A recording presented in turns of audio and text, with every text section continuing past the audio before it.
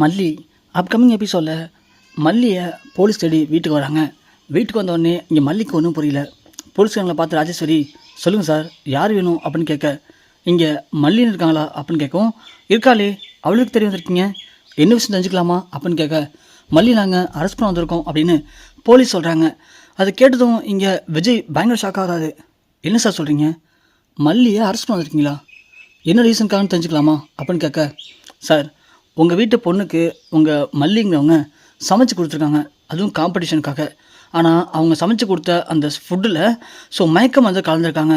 ஏற்கனவே நிறைய குழந்தைங்கள மயக்க மருந்து வச்சு நிறைய பேர் கடத்திட்டு இருக்காங்க. இந்த நேரத்தில் இவங்க மயக்க மருந்து கொடுத்தது ஆனால் 4-5 குழந்தைங்க இப்போது மயக்கமாகி ஹாஸ்பிட்டலில் அட்மிட்டும் இருக்காங்க. அதனால் எங்களுக்கு இவங்க மேலே சந்தேகம் வந்திருக்கு. அது மட்டும் இல்லை, அந்த மயக்கமான குழந்தைங்களுடைய அம்மா அப்பா இவங்க மேலே இப்போ ஸ்டேஷனில் கம்ப்ளைண்ட் கொடுத்துருக்காங்க. அதனால தான் இவங்களை இப்போ நாங்கள் அரெஸ்ட் பண்ண வந்திருக்கோம் அப்படின்னு இங்கே போலீஸ் சொல்லவும் விஜய்க்கு ஒன்றுமே புரியல. என்ன சார் சொல்கிறீங்க, எனக்கு ஒன்றுமே புரியல, ஒரு நிமிஷம் இருங்க. மல்லி மல்லி அப்படின்னு கூப்பிட, சொல்லுங்கள் சார் நான் வந்துட்டேன் அப்படின்னு சொல்லி மல்லி வராங்க. வந்த உடனே என்னாச்சுங்க, போலீஸ்லாம் வந்திருக்காங்க, எதுவும் பிரச்சனையா அப்படின்னு கேட்க, ராஜேஸ்வரி உடனே இது பிரச்சனையாவா, நீ இருக்கும்போது பிரச்சனை இல்லாமல் இருக்குமா மல்லி, பிரச்சனைக்கான காரணமே நீ தானே. மேடம் இப்போ எதுக்கு சும்மா தேவையில்லாமல் என்கிட்ட வரீங்க, என்ன ஆச்சு, ஏன் போலீஸ் வந்திருக்காங்கன்னு கேட்டேன். சும்மா நிப்பாட்ரி, ஒன்றும் தெரியாத மாதிரி நாடகப்படாத. சரி இன்றைக்கி வெண்பாவுக்கு நீ என்ன சமைச்சு கொடுத்த, வெண்பா ஸ்கூலில் காம்படிஷன் இருக்குன்னு சொன்னால் அதனால் கொஞ்சம் டிஃப்ரெண்ட்டான ஃபுட்டு சமைச்சு கொடுத்தேன். நீ கிழிச்ச கிளி தான் தெரிஞ்சு போச்சு, அந்த கிழிச்சதுக்கு தான் போலீஸ் வந்திருக்காங்க. இப்போது என்ன வேணும் சொல்கிறீங்க, எனக்கு ஒன்றும் புரியல.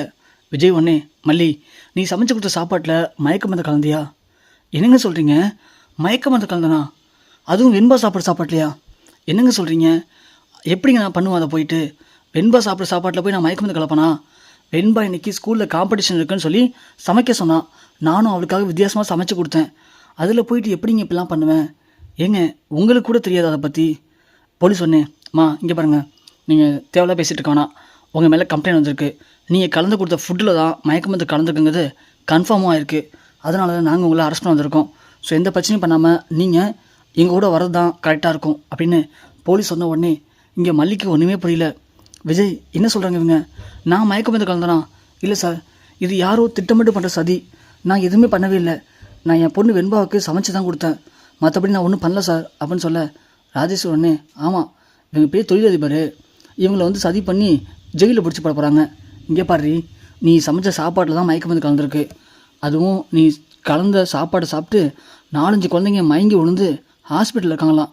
சின்ன குழந்தைங்கடி அவங்களாம், அவங்களுக்கு என்ன தெரியும் சொல்லு பார்க்கலாம், இது எவ்வளோ பேர் தப்பு தெரியுமா சார், இவ்வளோ அரெஸ்ட் பண்ணிட்டு போங்க, அப்போ தான் இவங்களுக்கெல்லாம் புத்தி வரும், வேலைக்கு வந்த இடத்துல வேலையை மட்டும் பார்க்காம இப்படி தான் தேவையில்லாத வேலை பார்த்தா இப்படி கைது பண்ணி அரெஸ்ட் ஆக வேண்டியதான் அப்படின்னு சொல்ல, விஜய் எதுவும் பேசாமல் நிற்கிறாரு.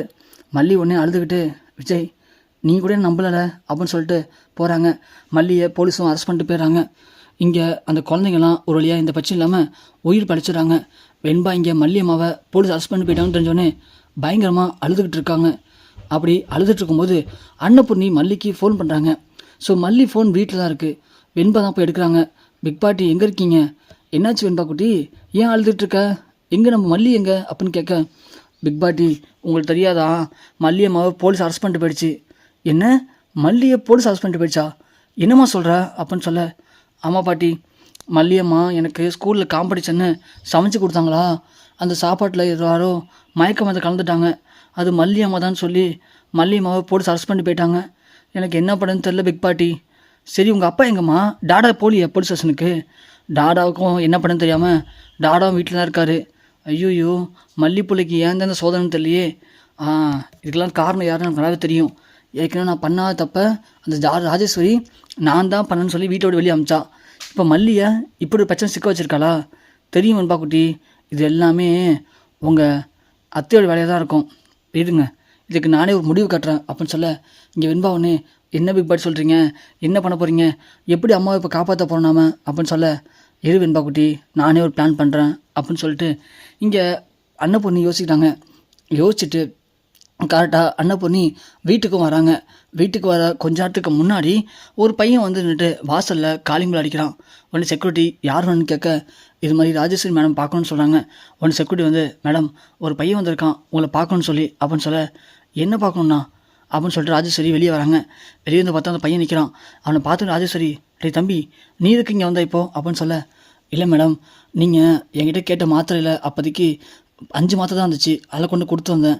ஸோ இன்னும் 5 மாத்திரை ஓனர் கொடுத்துட்டாரு அப்படின்னு சொல்ல, அடே அதெல்லாம் தேவைடா, நீ போட போல அப்படின்னு சொல்கிறாங்க. ஏன் மேடம் வேணாமா உங்களுக்கு, நீங்கள் 10 மாத்திரைக்கு பே பண்ணிக்கிங்க மேடம் அப்படின்னு சொல்ல, இல்லைடா எனக்கு 5 மாத்திரையே போதும், பரவாயில்ல, மீதி காசுன்னு தேவையில்ல, நீங்களே வச்சுக்கோங்க அப்படின்னு சொல்லிட்டு ராஜேஸ்வரி உள்ளே போயிடுறாங்க.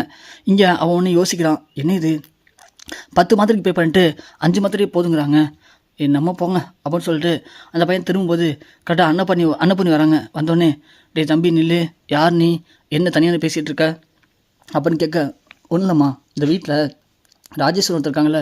ஆமாம் இருக்காங்க. அவங்க எங்கள் மெடிக்கல் ஷாப்பில் ஒரு 10 மாத்திரை ஆர்டர் பண்ணியிருந்தாங்க.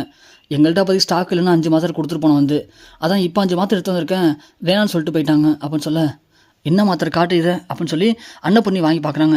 இது எதுக்கான மாத்திரை தம்பி அப்படின்னு சொல்ல, இது வந்து ஒரு தூக்க மாத்திரை மாதிரிமா, நிறையா தூக்கம் வரும் இந்த மாத்திரை சாப்பிட்டா அப்படின்னு சொன்னோடனே இங்கே ராஜேஸ்வரியை பற்றின எல்லா விஷயமும் அன்னப்பண்ணிக்கு புரிய வருது. ஏற்கனவே மல்லி சமைச்ச சாப்பாட்டில் மயக்க மருந்து கலந்துட்டாங்கன்னு சொல்லி தானே குழந்தைங்கள்லாம் ஹாஸ்பிட்டல் அனுமதிக்கப்பட்டிருக்கு.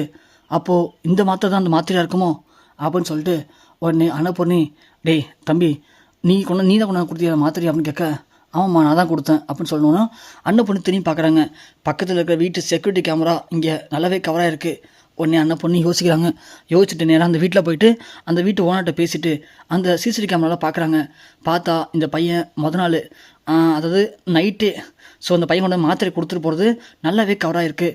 அதை பார்த்தோன்னே அன்னப்பொண்ணுக்கு எல்லாம் புரிஞ்சு போச்சு, ராஜேஸ்வரி தான் மாத்திரை வாங்கி அந்த சாப்பாடில் கலந்துருக்கா அப்படின்னு. இந்த ஃபுட்டு எடுத்து போய் போலீஸில் கொடுக்குறாங்க. அன்னப்பொண்ணி, இங்கே பாருங்கள் சார், இந்த லேடி தான் எங்கள் வீட்டில் மயக்க மருந்தை வாங்கியிருக்காங்க. நீங்கள் வேணால் கலந்துருக்க அந்த சாப்பாட்டில் இருக்கிற மயக்க மருந்துடைய டோசேஜ் லெவலும் இந்த மயக்க மருந்து இருக்கிற டோசேஜ் லெவலும் செக் பண்ணி பாருங்கள். ஒரே லெவலாக இருந்துச்சுன்னா இந்த மாத்திரை வாங்கி இந்த சாப்பாட்டில் மல்லிகை தெரியாமல் கலந்தது ராஜேஸ்வரி தான் அப்படின்னு இங்கே அன்னப்பண்ணி சொல்கிறாங்க. உடனே போலீஸை போய் செக் பண்ணி பார்க்குறதுல டாக்டர் கன்ஃபார்ம் பண்ணுறாங்க அதே டோசேஜ் தான் சொல்லிட்டு. அப்போது தப்பு பண்ணது மல்லி இல்லை, அந்த ராஜேஸ்வரி தான் அப்படின்னு தெரிய வருது. போலீஸ் வீட்டுக்கு வராங்க. வீட்டுக்கு வந்ததும் ராஜேஸ்வரி கேட்குறாங்க, என்ன சார் என்ன வேணும் இப்போது, அந்த மல்லி தான் அரெஸ்ட் பண்ணிட்டு போயிட்டீங்களே, வேறு என்ன வேணும் சார் அப்படின்னு கேட்க, வேறு என்ன வேணுமா, உண்மையான குற்றவாளி வேணும் எங்களுக்கு அப்படின்னு சொல்ல, என்ன சார் சொல்கிறீங்க, உண்மையான குற்றவாளியே அந்த மல்லி தான் சார், அவள் தான் அரெஸ்ட் பண்ணிட்டு போயிட்டீங்களே, அவளை உள்ளே போட்டு அடைச்சி வைங்க சார் அப்படின்னு சொல்ல, எதுக்காக இப்படி போய் சொல்கிறீங்க, ஏன் இப்படி போய் சொல்கிறீங்க, நீங்கள் பண்ண தப்புக்கு ஒரு பாவம் மரியாதை அந்த நல்ல பொண்ணு மேலே தேவையில்லாமல் பழி போடாதீங்க, நீங்கள் தான் இதெல்லாம் பண்ணீங்கிறதுக்கு எங்கள்கிட்ட ஆதாரம் இருக்குது, நாங்கள் உங்களை கையும் களமாக பிடிச்சிட்டோம் அப்படின்னு சொல்ல, விஜயவனி என்ன சார் சொல்கிறீங்க, எங்கள் அக்கா அதெல்லாம் பண்ணாங்களா அப்படின்னு கேட்க, ஆமாப்பா அப்படின்னு சொல்லி அந்த டெலிவரி பாயை பிடிச்சிட்டு வராங்க.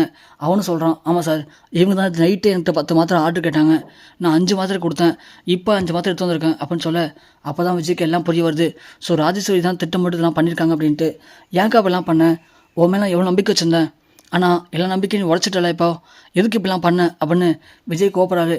உடனே அன்னப்பண்ணி சொல்கிறாங்க, என்ன மாப்பிள்ள, இது கூட தெரியாது உங்களுக்கு, மல்லியை கெட்டவன்னு சொல்லி இந்த வீட்டை விட்டு வெளியே அனுப்பணும், அதுதான் உங்கள் அக்காவுடைய ஒரே குறிக்கோள், அதுக்காக தான் உங்கள் அக்கா இப்படி கேடுகட்ட வேலையை பார்த்துருக்காங்க அப்படின்னு அன்னப்பண்ணி சொல்ல, சி நீலாம் என் கூட பிறந்த அக்கா நினைக்கும் போது எனக்கு ரொம்ப கேவலமாக இருக்குக்கா, இதோட நிப்பாட்டிக்கோ, இதுக்கு மேலே நீ தேவையில்லாமல் மல்லிக்கு ஏதாவது டார்ச்சர் கொடுத்தா அப்படின்னா நான் மனுஷனாக இருக்க மாட்டேன் அப்படின்னு சொல்லிட்டு விஜய் அங்கேருந்து மல்லியை கூப்பிட போலீஸ் ஸ்டேஷனுக்கும் போகிறாரு.